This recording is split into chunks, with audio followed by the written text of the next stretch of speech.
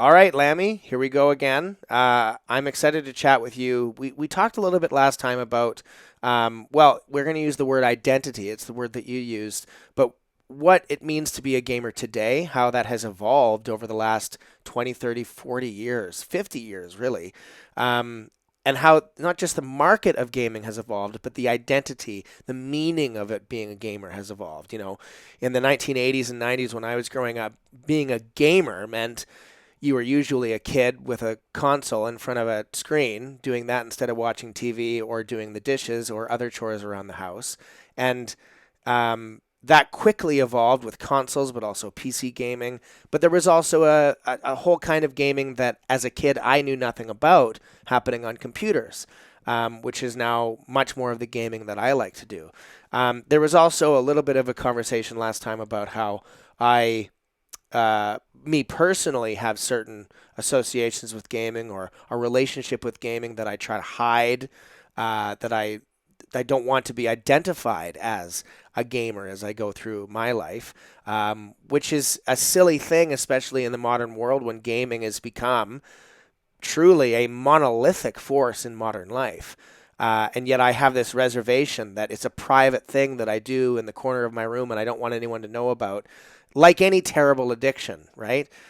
So in a way, I have an unhealthy relationship to gaming, something that I don't want to bring home or something that I don't want to do too much of. And so when I do too much of it, it's something that I do compulsively as opposed to for the pleasure of it. So anyways, we talked about all that stuff, and that was our continuation to this week. So where do you want to take that conversation, Lammy, from this point? I want to start by asking you, since you said that you have this sort of shame of gaming, and specifically a fear of playing too much. We've talked before about how long do we spend playing and all that, especially lately. So, really, how long do you think you would spend playing games if you had all the time in the world and no shame? Just do it. Maybe let's start there. Yeah, if I had okay, well let's say a few things. First of all, if there were no emotional problem attached to it, so no shame attached to it, no worry about talking about it, no worry about being seen to game. Like if someone walked into my home and saw me on a computer playing a game or into my office or whatever, I wouldn't care. It would be the same thing as me watching a YouTube video or playing cards or something. Like it wouldn't matter. So there's that. But there's also how much time can I carve out from the other things that I'm responsible for. So if I had all the time in the world, I know that I could play like 16 hours a day, some games, and just become a complete zombie. But that's not what I would want. I wouldn't feel good about it. I wouldn't feel healthy about it. So probably a good amount would be a few hours a day. Enough to get into a groove of a game, but not so much that I get, as we've talked about several times before, and I find really interesting, not to the point that I get lazy or that I'm just clicking through to get my next hit, my next fix. So more recently, I've been playing Cities Skylines, which is a nice calming experience for me. You're building a city, but it can also be really intense because I get ideas for what I'd like to do to build my city, and I've got a list of 25 things in the back of my head and I need to get them done. And this is maybe more just about my personality. I want to get to number 17 on that list, so I'm going to rush through 1 through 16 and do them as fast as I can. So this experience that should be calming and relaxing and kind to myself, like almost like making something out of clay, becomes an intensive rush to get through that 16 things, to get to number 17, but also to get the gameplay done in the 2 hours that I have. And so to get all 25 things done in 2 hours, and it becomes a non relaxing, intense experience. So that I still haven't answered your question, I know. The answer to your question would probably be a few hours a day, with the chance to really binge on a game. So if I wanted to play a classic CRPG, for example, The Witcher 3 is a game that I'd really like to sink my teeth into, and I've avoided playing until I have the time to do so. I think as many gamers talk about something that's on your digital shelf that you're waiting to play. Um, I would want to have like a week where that's all I do. Other than the other things I like going for a walk, eating food, hanging out with my family, like I'm playing The Witcher 3 for a week, and I'm getting hopefully to the end of it, or halfway through, or 2 weeks or something, maybe a month. I don't know. But I think that having that plus going back and having the regular few hours a day, and then maybe having a week off once in a while, that would be really cool. Um, I that sounds to me like it's almost like a job, and maybe it could be in a world of pure leisure. Maybe that's what I would do with my time. I think there's other things I would do as well, but yeah, I'd say a few hours a week with the opportunity to binge for a weekend, week, month here and there for a game that I really want to play. Because there's two kinds of games. There's the games that I want to play to completion and then probably not play again, at least for a few years, and the games that I want to play all the time, repeatedly, without fail. Cities, Skylines being an example, Paradox games, whatever. Even Slay the Spire with your almost 1,000 hours. That's something that you can pick up and play again 2 years later. So yeah, what about you? What would be your ideal? Yeah, and we've talked about this before. That's kind of why I wanted to prod you on it, because you would ask me, like, how long do you usually spend playing game? And I said, usually anywhere from an hour to about 3 hours. And very, very rarely I've hit that kind of 5.5 hours that I'm playing a game. But usually I really burn out. Like 3 hours into playing, just I burn out and I don't want to play anymore. It's not even like a mental like, oh, you've been doing this a while, you should stop. It's truly like, no, I'm done. I need a mental break from this activity. And you had agreed. You'd agreed that you feel that way too, which is why I was like, to me, that doesn't sound like an unhealthy amount of video games necessarily. To hear you say, like you felt like kind of this guilt of, you knew that you would just get completely absorbed and play it forever if you just kind of gave in to the addiction. And that's why I wanted to prod at, but when we talked, I thought you said that you do kind of feel burnt out as well. And maybe that wasn't true. Maybe the burnt out you're talking about is that mental block of like, oh no, it's been too long. But for me, truly, I hit a point where I'm like just bored of that same kind of activity, except for there have been certain games, and usually I'll burn out on those on a bigger scale. Like I mentioned, Stardew Valley, I get about 70 hours in, where I usually have put in that 70 hours in a very short period, like time span, but then I'm just done. I don't make it past that because I burn myself out on hitting that amount of hours too quickly. And maybe the game itself also hits a point where it starts to feel chore-like at that point, and I don't keep going. So I don't know, even let's say it's like 3 hours for me was kind of the higher point. So it would be anywhere from 1 to 3 hours at a time. So per day, really, max. And that, I think you were saying, you would play maybe a few hours a day. And so did you have times in your past where you really felt like you went down that video game addiction hole, and that's why you kind of go, no, I don't want to do that again. I have to manage it. Like people who say they're not allowed to eat X food because they know that if they ever did, they would get re-addicted to it. Or like, did you really have that experience, or are you just scared? Is it just a mental block where you think that will happen even though it hasn't actually? Oh yeah, my fear is based on real experience for sure. But before I say that, I want to say yes, I have contradicted myself in these episodes 100%. I have said many different things on different days, and some days I guess I see it one way, and another day I see it another. But I think the reason for that is, first of all, there are different moods that I'm in, sure, but there's also different kinds of games that I'm playing. And so a 3 hour game time with one might not be applied to in the same way to another where I can play for 10 hours straight. I don't get bored of games like you do. I get bored of certain elements of games, but if a game is really appealing to me, then there's something about it that I can do for 16 hours. Like, let's go back to CRPGs. So Pathfinder, Wrath of the Righteous, or Pillars of Eternity, Baldur's Gate, games like these, I can do that 12 hours in a row and forget to eat and all that stuff. And while I'm playing it, I in order to go for that long, I sacrifice a lot of the good stuff. I stop reading any of the lore, stop paying attention to the conversations. I stop paying attention to the items I'm getting. I just put them in a bag and keep going because I want to get to the next fight. I want to get to the next level up. I want to get to the end of this level. I want to get to the end of this act of the 5 acts of the story, or whatever it is. And I sacrifice my own enjoyment of the game and my own appreciation of the craft of the game.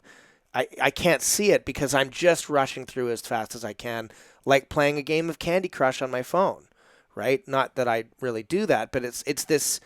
I'm just trying to get there. I'm just trying to get there. So it's like watching a movie on fast forward.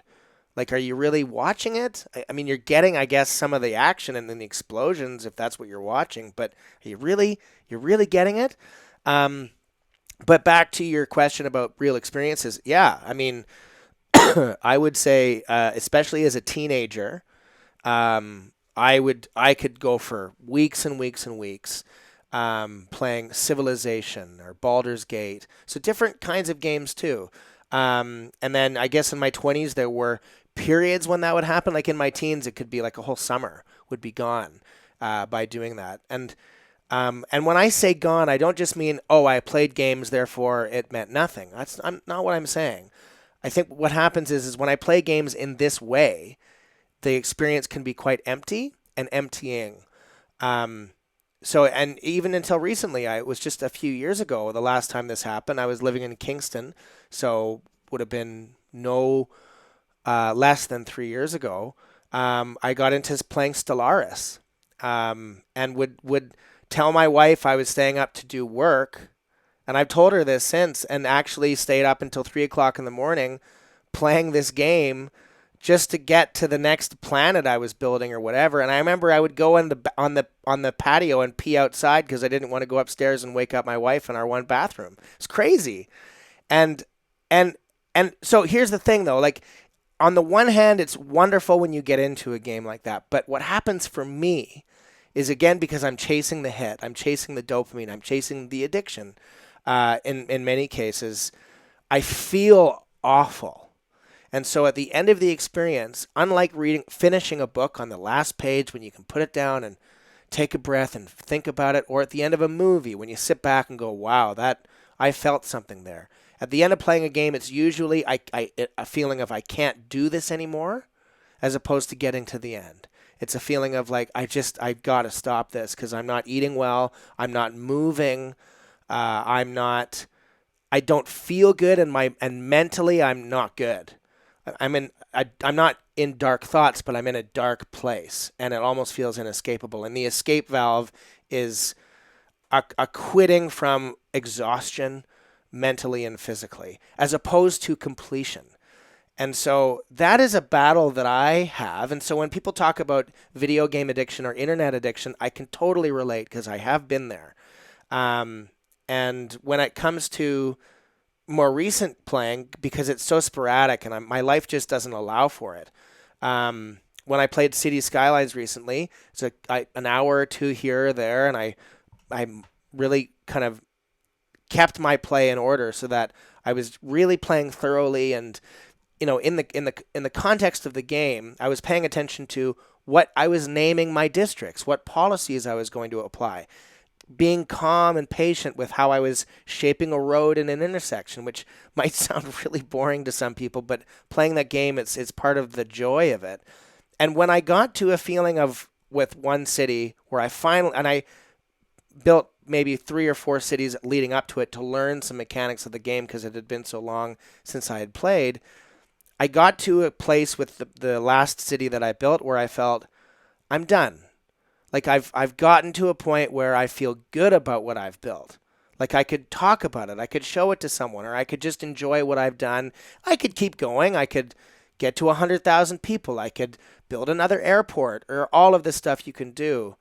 But that's okay, because where the city is at, I feel good about. I've achieved certain goals. Like my traffic is above 80%, for example, which was really hard to do. In every city I'd built before that, I got myself into a bottleneck, literally and figuratively, and kind of got trapped in that, didn't know how to undo it. And so I took those lessons and applied them. And so in a way, that most recent playing experience was quite nice.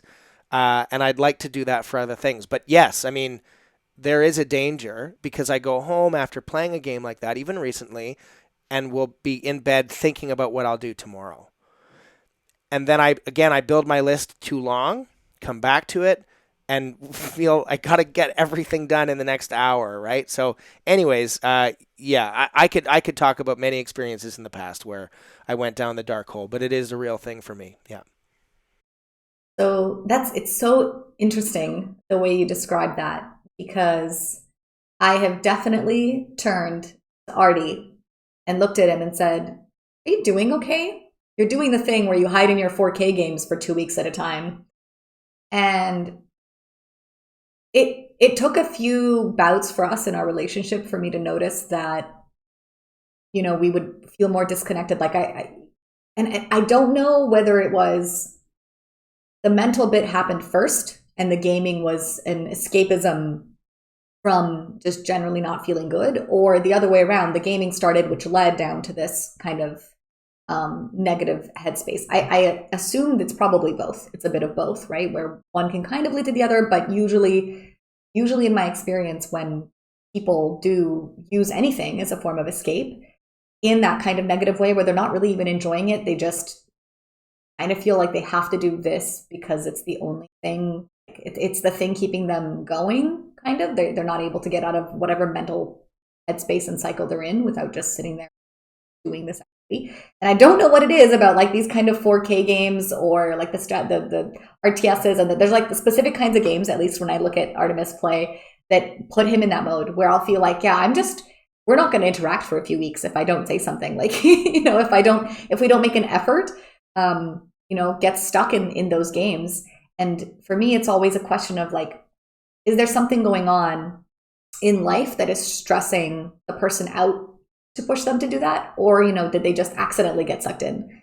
And I guess the difference for me is the thing that I'm kind of searching for that I had way more when I was like younger with games is those games where you would be so excited to play them. Like you would sit at night and think what you were going to do, but you'd wake up and you would want to play the game really badly.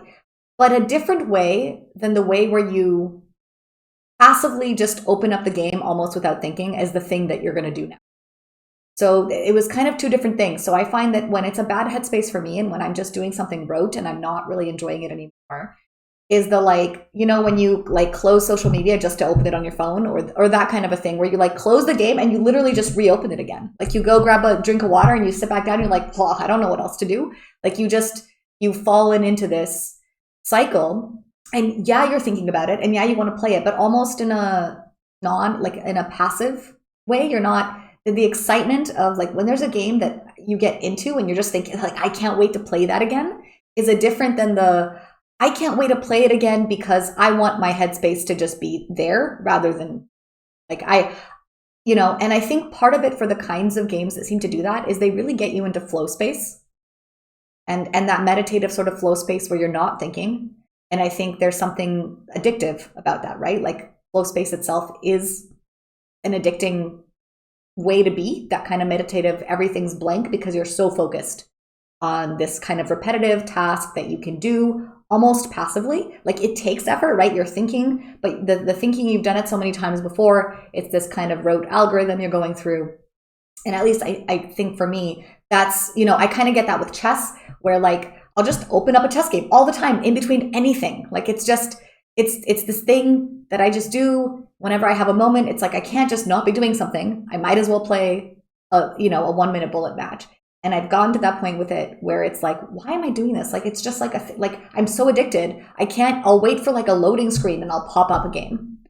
And right, and it's that which is different. Like I do think about chess, but I'm not like excited when there's a single player game where there's like something really engaging in a story and I want to open it because I'm curious. I'm curious about what's next. But this other kind of game, there's not really a curiosity. There's more I want to do. I want to do the action. I want to perform the thing. And that's more the flow state, I want my brain to get into that rote doing. And I think I'm constantly chasing the first one, the like super excitement that I had, especially when I was younger, and is more rare now. The feeling I had with Hollow Knight, with Outer Wilds, with these games that like get you back there where you're just like thinking about this and it's consuming, but in a way that is exciting. And then when you're done with that, you're done with that. And I've been much more okay with myself, even with games like, I haven't really played Cult of the Lamb. I didn't finish it. But I'm okay with the fact that I no longer have that excited feeling of I need to open up my Switch so I can play this game again. If I don't have that feeling, I'm not opening the game because what's the point? And yeah, I think that there's a lot to that in terms of those, when you play a game in that negative sort of way, that's where you feel shame about the identity of a gamer. You're like, oh, is this what people think that gaming is? Because it's not, right? Like that's not all that gaming is. And even those games can be great if you know how to handle them. But maybe the games are a bit to blame. They're a bit too much like gambling. There's a bit too much of that, one more turn. Like they know what they're doing. Yeah, absolutely. I mean, first of all, this is what's so rewarding about talking to you is because we have these different experiences with games. So if you were to categorize games as either being the quest for novelty or the quest for the hit, the fix, the action that you want to do, I'm in the latter. You're in the former. I'm in the latter for the games I compulsively play. But I really, really have enjoyed playing the former and getting into the former. But they're a different experience, you know. I like playing Outer Wilds, but there is no compulsion. Like there is nothing in me that says, "Oh, reach for that controller." "Oh, Ben, you want to play that game, don't you?" Like there's nothing. Like the playing of that game is a much more cerebral exercise of like, I'd like to enjoy that now. So going to reading different kinds of books, there's the page turner, right? The one that you just can't put down, you just want to get to the end and it's one page after another. And then there's the kinds of books, and sometimes there is overlap, but there's also the kinds of books that you want to read and you want to be reading, but it's hard. It's hard work. War and Peace. I've never read War and Peace, and I imagine one day I'll sit down at a beach for 3 weeks and just get through the damn thing. But I know that when I do that, I will enjoy the experience of it. I want to talk about it. I'll be immersed in that world. I want to think about that book. It'll make me think about War and Peace for 6 months and Russian history and Russian literature, and that'll be interesting at that time. But it's not like I just can't wait. I can't wait to get involved in that. The other thing I would say, you mentioned the just one more thing, whether it's potato chips or games or gambling. For me, that's definitely it. And I know I'm in an unhealthy place with a game when my attitude is this is it. This is the last day I'll play the game, and then tomorrow I won't. Or just another hour, and then it'll be done. And okay, I'm going to play until noon, and then I got an afternoon of work, and then it's 4:30, and I got to go home, right? When my attitude to the game is just one more, I've got to remember, stop. I'm also, I think, going to be rewarded by playing games that reward curiosity and that tell a good story, because I'm sort of getting the fix of playing without getting too deep into it. And yeah, this is something that's always interested me about game design and ludology is what gets us hooked. And to some extent, every game has a little bit of that. And are we really going to get that mad at designers who turn the dial all the way up to 11 in getting us hooked? I mean, that's what we're asking for. In a way, are we really mad at news media for entertaining us with crazy stuff all the time when we're kind of asking for it, and when they do it, we tune in? Like when CNN or Fox News or CNN, I'm sorry, MSNBC or whatever do the stuff that is really, really thrilling and fear-based and makes us angry and outraged at what's going on, we're going to tune in. And we're going to tune in more than the essay on world politics. So can we blame them? I don't know what we do about that. I don't know how we handle game addiction when it's kind of what we're asking for. And the last thing I would say is, you can't. I'm amazed that it's chess. It's pretty cool that it's chess for you, that you'll have a moment without anything to do and you'll open a chess game. I mean, for me on my phone, if I'm sitting in a grocery aisle, I'll check my email. Like, what? Why? You don't have a new email. Or if you do, you can look at it later. It's so stupid. And anyways, this question and conversation about addiction is really interesting, and there is some really interesting resources on that I've found on YouTube about it, that are both about my experience, but also just about what is this in human nature that has led us to this place, like a more global interest in this idea. And to bring it back to identity, I think the problem is that we kind of vilify this addiction of gaming because societally we don't see gaming as a worthwhile, a virtuous pursuit. Now that I have become equally addicted to running. It's really funny to see how this other activity, this hobby, right, running, which can have the same level of addiction in a way that can be harmful, right? People run too hard through injuries, literally hurt themselves, let it take over their lives. Whatever the hobby is, like you said, it just seems to be human nature that humans tend to overdo things. Like they don't know how to just do things to the level that is healthy, right? In moderation. Like humans struggle at moderation of anything. And whether we've decided it's good or bad. And that's kind of the thing, is that nothing is purely evil at any level almost, right? Like almost, it's so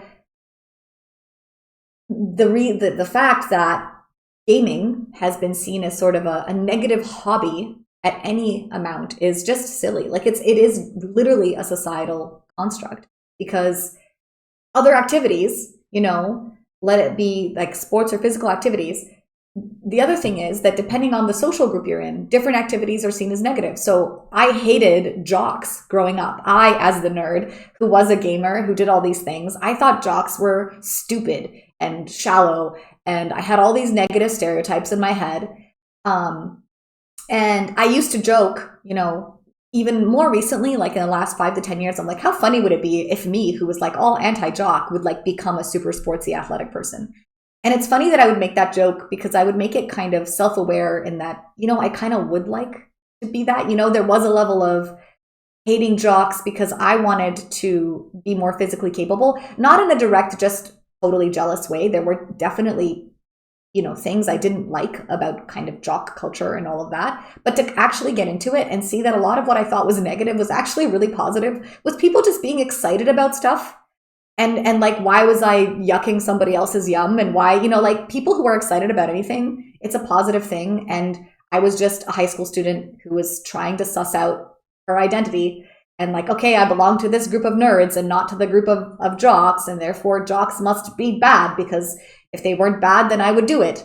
But I wasn't doing it. So I think like gaming, to think of it as a societally negative thing is really silly. And the point that I really wanted to make in all of this is that pretty much all species play. Play is so important. And gaming, as we've talked about, it's play, right? Like a console is a toy. There are games on the toy, but a console is really a toy.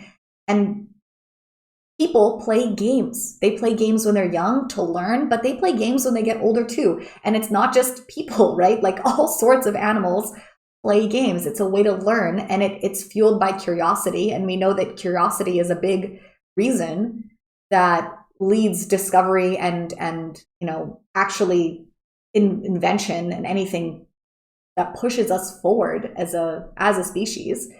And play is a really, really big part of that. And just because the medium of play has changed, I don't think makes it any less important.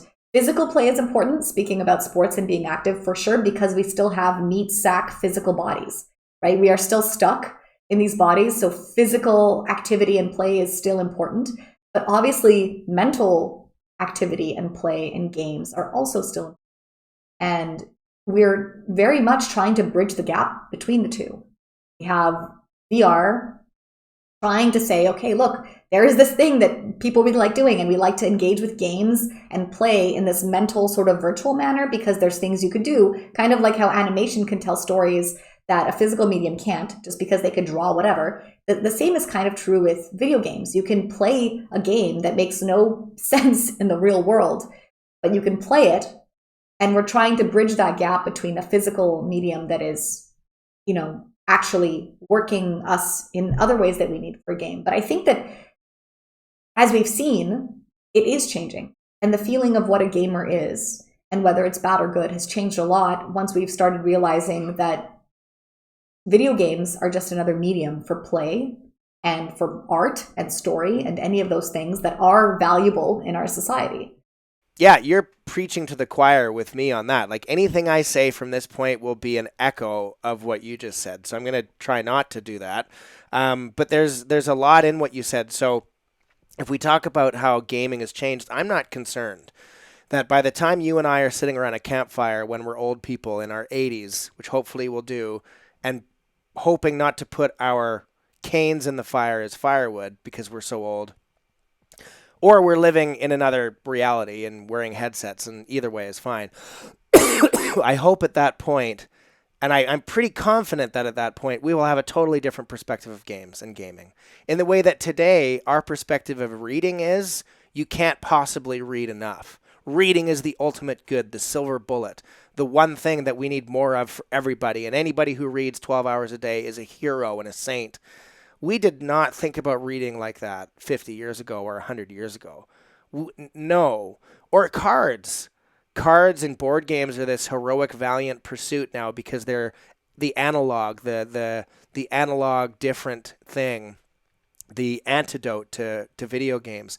Okay, well, 100 years ago, card games and board games were probably seen as a deeply immoral reserve of those people who were hanging out in bars and getting drunk, and wasting their lives away. I think a lot of the association that people have with the negativity around video games is about being a child versus an adult. You know, this idea that you're supposed to grow up. And that's certainly what it is for me. It's less, I mean, it is cultural, but it's more along the lines of, this is not what I'm supposed to be doing as an adult anymore.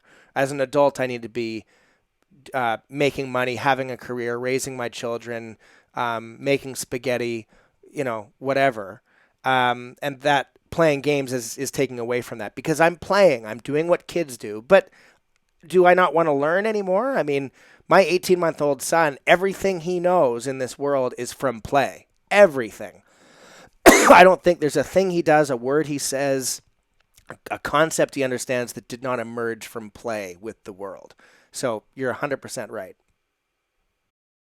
Yeah, and I think that that's the thing is whether it's the identity versus being a kid or being an adult, adults play too. And we see it more and more. I think we're definitely in a generation, especially, and getting lampooned for it as well, that, you know, millennials are not growing up and we're doing these activities that were supposed to only be for children. And we saw more and more, like with the advent of coloring books being made for adults, and there's so many activities that we took for granted as being just for children. But that's such a silly concept. I never understood it even when I was a kid. I remember thinking, I'm going to want to play tag forever. Like, I'm going to want to climb trees forever. Like, I don't understand why adults, and I literally would wonder why adults don't do these things. Like, I get that they're not supposed to, but why don't they want to do these things? Like, I'm going to want to keep doing it.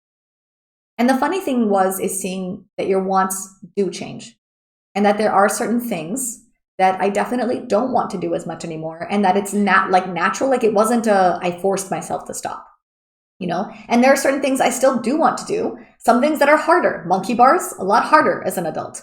And I actually still wish that I could do them a bit easier. And that's where pull-ups and chin-ups come in. But, you know, I still want to climb trees. And there's definitely things that are like a physical barrier from just being an adult. Some of them are a time barrier, and that's the biggest one. But some, it's just your own priorities change. And I think that that's okay. Like, there are things I just don't enjoy as much as I used to. I don't like the same sweets that I used to like when I was a kid. Some of the things that I used to think were my favorite thing ever, I'm like, this tastes like plastic and it's just sugar, and I don't understand why that's the thing that I liked.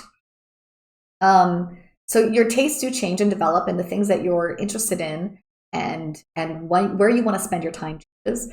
But this idea that being an adult is just the boring things, right? Like, to be a virtuous adult. Like, yeah, you said you have to just do chores. You just have to have a horribly boring life. No, that isn't my ideal world. I would hope that adults do get to play, and not just because they have children. Because I think that's a lot of what happens is adults will have children and then they're allowed to play again because they're playing with their children, right? Christmas gets to be fun again because you get to experience it through the eyes of your child.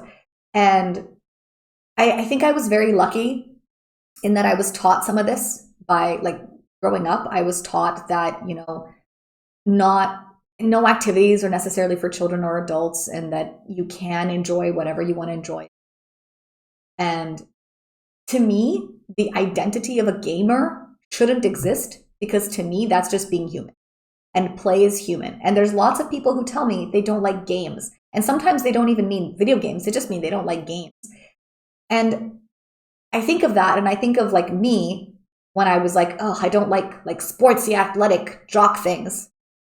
And I'm like, first of all, that wasn't true. I was on the soccer team and the tennis team. And I like have been a dancer my whole life. And like all of these things that were physical. But in my head, like, oh no, but I wasn't like those people, you know? And it was the delineation of what kind of person you are. Or we've talked about this before, where I've had people tell me that they just don't like music. And I was like, what do you mean you don't like music? Like, that's just an inherently pleasant thing. And there's very few people who will say they don't like music, but there's a lot of people who will say they don't like dancing. And that's, again, to me, more akin to like, oh, I don't like games, I'm not a gamer. I think there's a fear attached to what that thing means. Or maybe they're afraid to do the activity because they think they'll be bad at it. Right? So a lot of people who don't like games, really, they don't like losing. There may be very competitive people who, you know, don't want to even have the chance to potentially lose or have that failure. But it's just like any of those things. I don't think that gaming is different. And I think there shouldn't even be an identity of gamers versus non-gamers. It is a hobby, like in the way that we have it today, it's a hobby. So the identity is just, do I partake in this hobby? But to be a gamer is to be a human who enjoys play. And I think that's everybody. Okay? You know, what that play is and exactly how you like it might be specific to what you're interested in. But I don't think there should be an identity for it at all. I think that humans like playing. And that's just the truth. Absolutely. Like there are no uninteresting things. There are only uninterested people, right? I think that there's also maybe gaming or gamers isn't so much an identity as it is just a stereotype or even an archetype. You know, this idea of the gamer who is playing Fortnite with his friends at 15 years old with his headphones on and he hates his parents, and you know, that stereotype of a gamer, and a lot of people identify with the stereotype, but we all play. And I think what's really advantageous about modern life is we have found new and interesting ways to make the boring interesting and make work play. If you think about it, let's say you're a video game developing company or you're an accounting firm and anywhere in between, who do you think is the most productive? The ones who play and have fun and enjoy going to work at 9 o'clock or 8 o'clock in the morning? Or the ones who, no, we're going to leave the play at home and we're going to get the work done today. Yeah, in that respect, you're going to get some work done. But who do you think is going to have more productivity? And, you know, even in an accounting firm, I think the ones who come with a passion, not just to be present with their friends at work, but to do the work. And, of course, there are ways we can gamify accounting or gamify writing a book or gamify anything and make it more play-like. And we all would agree that that's probably not only better for your quality of life, but better for the product as well. So what are we demonizing play for in any event, especially in the modern world? I guess it would make a little bit more sense 100 years ago, but that's not where we're living anymore. To go back to it, there is, of course, and still for me, the fear of it becoming a negative thing for me personally, and therefore if it's negative for me, it would have to be negative for some other people. And there does need to be a conversation about that, about how games are designed, about how we give people a way out of this experience, about how we teach people about games. Maybe what we should do, in the same way that we teach sports in school, maybe teach games in school, how to play games, how to be healthy with games, how to play games with each other. That might be a good way to revamp our education system, seeing it in the same light as physical play, because we do play at school in physical education. Yeah, exactly. And you brought up how reading used to be very demonized, and I obviously had been thinking about that as well. That's where I actually said that I was lucky I was taught by my mother at an early age that, you know, I was an avid reader, but she was adamant. She's like, reading is like a horrible activity in many ways. It's completely a consumerist activity. You are not producing anything. Like if we talk about activities which are good for society as a whole in terms of adding to it, that's all things that produce. You know, you could write a book, then you are not consuming. Now you're adding to what other people will consume, but you are creating. Obviously, the point of creating is to have other people often consume. So both are important. But I think it's funny that not that it was demonized, just to be clear, reading was very well encouraged growing up, but this perspective, like you said, that it's only recently been even seen as a positive thing. And the truth is, you could read only trash books all day and fill your head with conspiracy theories and horrible things in the same way that you could play trash games. So, it's picking which of the activities and how, like you say, is important. But it's funny to see how things have changed because, for example, chess can be taught at school and it's not seen as a negative. But a video game, like you said, is not going to be taught at school. And in the same way, there were books that were considered kind of fluff books that weren't taught in literature classes. Like you would see these grand pieces of classic literature being taught. But then we started seeing things like Harry Potter being taught in schools. And then there were kind of meta-analyses. So you would have, like, for example, I actually got taught Harry Potter in like grade 5 or something. And I remember, of course, being me, being high and mighty and thinking, oh, I can't believe we're doing this little kid book. This is so beneath me. And the funny thing is now there's like university level courses that talk about the fact that Harry Potter was being taught in schools and what does that mean for, so it's, humans will study anything, which I think is great. And your idea of kind of teaching it in school, I feel like to hear you say that, my immediate reaction is like, wow, that would never fly. But then, maybe it would. Like, oh, but I'm sure there were people who said about Harry Potter teaching that in schools, that would never fly. This is trash. We can't teach this to our kids. I mean, first of all, I would say, you said being productive would be to write a book instead of read it. But what's step one in writing a book? It's reading other books. Always, for everything, step one is to listen and hear and read and take in and then produce. The second thing I would say is, we talk about using games in school or even university either to study them as part of the culture, to study them in the context of life, or we talk about games as a way to teach something else. So Cities Skylines, I mentioned earlier, is used to teach city planning or sociology increasingly as a great kind of simulator for certain things, not just garbage collection, but how do people interact and how do you balance and trade off different political priorities? Okay.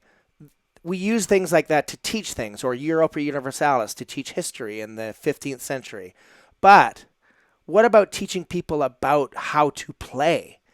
With sports, we don't talk about football in grade 9 in order to understand its context in the world. We play football and baseball and basketball in order to get physical fitness, in order to learn to work as a team, in order to play with others, in order to learn who we are in society. Well, can't we do the same thing without taking away the physical fitness? Can we not do the same thing with games and show us who we are and how we interact with the world? So instead of just using games to illuminate something, seeing the games themselves for what they are. Of course, not all games qualify for this, but if chess qualifies, there are certainly other games that would qualify as well that might even be more instructive or more interesting from a teamwork perspective.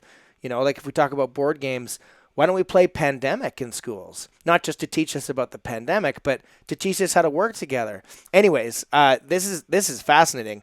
Games is in education. I mean, I know that this is a hot topic right now, but I'd never thought about this before. But what an obvious thing that we should be doing. If only to take away some of the stigma.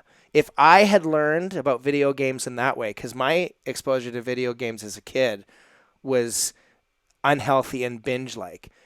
In the same way, how you introduce someone to alcohol is probably going to be informative of how they interact with alcohol for the rest of their lives.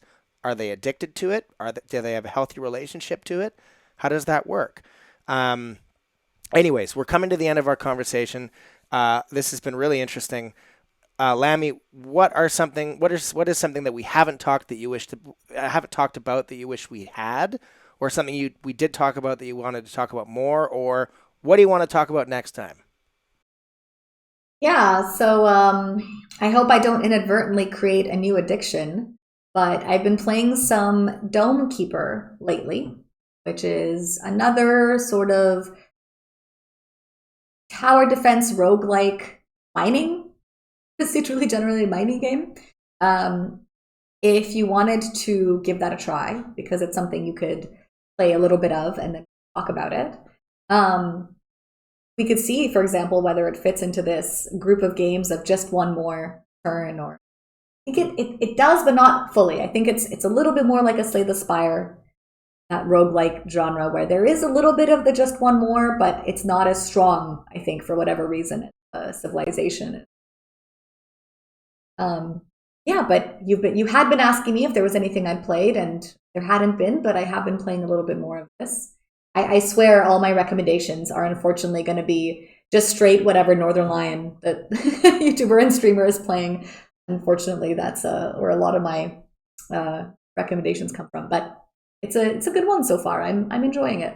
Okay, well, let's tackle it, and maybe when we talk about it, some of this stuff will come up again, or maybe some other stuff that we haven't talked about before. So, okay, it will be done. I'll see you next time.